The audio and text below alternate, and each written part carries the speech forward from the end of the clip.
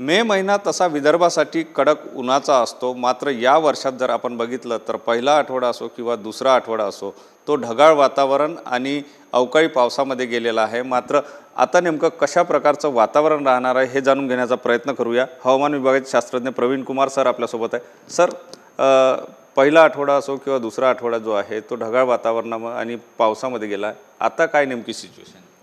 तो जैसे कि हमने देखा लास्ट 2 वीक से जो है विदर्भ के ऊपर क्लाउड्स कंडीशंस बने हुए हैं और बैक टू बैक हमारे ऊपर रीजन्स के ऊपर वेदर सिस्टम्स बने हुए थे, like in the form of हम देखेंगे कि द्रोणिका बना हुआ था, साथ ही साथ ऊपरी हवाओं में भी साइक्लोनिक सर्कुलेशंस बने हुए थे।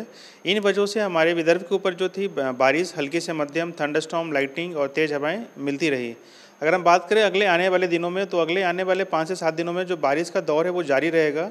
बारिश की जो इंटेंसिटी रहेगी अभी आने वाले 2 दिनों में थोड़ी कम रहेगी, हल्की हो सकती है बारिश। लेकिन फिर हम 13 और 14 की बात करें, मतलब 14 और 15 तारीख की बात करें, तो विदर्भ के कुछ जिलों में फिर से एक बारिश, मध्यम बारिश हो सकती है और साथ ही साथ वहाँ पे जो रहेगी तेज़ हवाएं चल सकती है, जिसकी रफ्तार 50 से 60 किलोमीटर प्रति घंटे के साथ हो सकती है।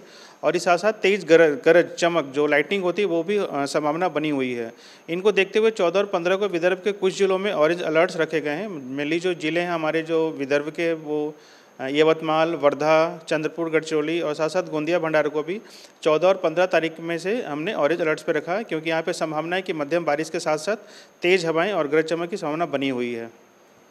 सर, ये देखा गया है कि मई के महीने में ज़्यादातर टेम्परेचर वाला ये महीना होता है, लेकिन इस महीने में ज़्यादा से ज़्यादा बारिश के दिनों में गया है। आने वाले दिन कैसे रहेंगे ये महीने में, यानी टेम्परेचर बढ़ सकता है?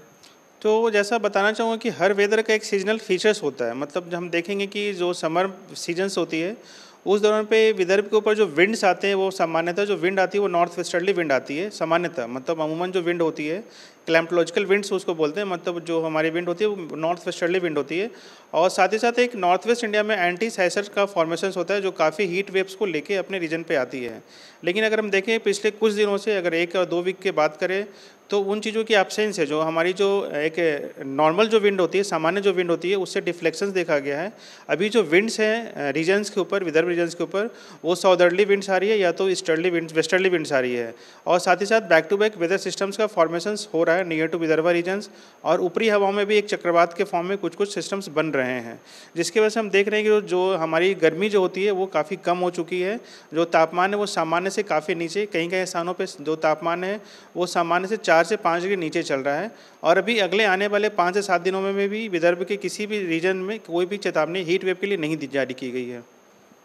सर, मान्सून बद्दल बोलायचं झालं तर मान्सून केरळमध्ये लवकर येणार आहे असं कळतं, तर आपल्या इकडे मान्सूनचं काय बेशक जो हमारा जो विदर्भ के ऊपर जो मानसून की सामान्य तिथि जो होती है वो 15 जून के आसपास होती है, जो एक लॉन्ग टर्म एवरेज होता है। उसके अनुसार जो विदर्भ पे मानसून आगमन की तिथि है वो 15 जून है। बट जो केरलागढ़ में जो मानसून की सामान्य तिथि है वो 1 जून की है, लेकिन इस बार जो अनुमान लगाया गया है वो 27 मई हो सकता है, with the model errors of +- 4 days. तो ऐसा अनुमान लगाया जा रहा है कि विदर्भ में केरला में जो मानसून है वो जो निर्धारित तिथि होती है, सामान्य तिथि, उससे पहले आने की संभावना बनी है। इसको देखते हुए 27 मई की तिथि निर्धारित की गई है, बट वहाँ भी +- 4 डेज का एरर है। बट ऐसा कोई 1-to-1 रिलेशंस नहीं है कि अगर केरला में मानसून पहले आती है तो विदर्भ में भी मानसून पहले आएगी। हम उसका प्रोग्रेस देखते हैं, हमें कुछ क्राइटेरिया होते हैं मानसून ऑनसेट्स करने के लिए। रेनफॉल की क्राइटेरिया देखते हैं, जो हमारे स्टेशंस होते हैं विदर्भ में, जैसे हमारे पश्चिमी विदर्भ हो गए, पूर्वी विदर्भ हो गए, इन स्टेशंस पे हम रेनफॉल की क्राइटेरिया को मैच करते हैं और उसके अकॉर्डिंग हम मानसून का प्रोग्रेस डिसाइड करते हैं। तो हमारे मानसून जो होती है विदर्भ में, उसकी आगमन की जो सामान्य तिथि वो 15 जून है। वो बनी रहेंगी 15 जून?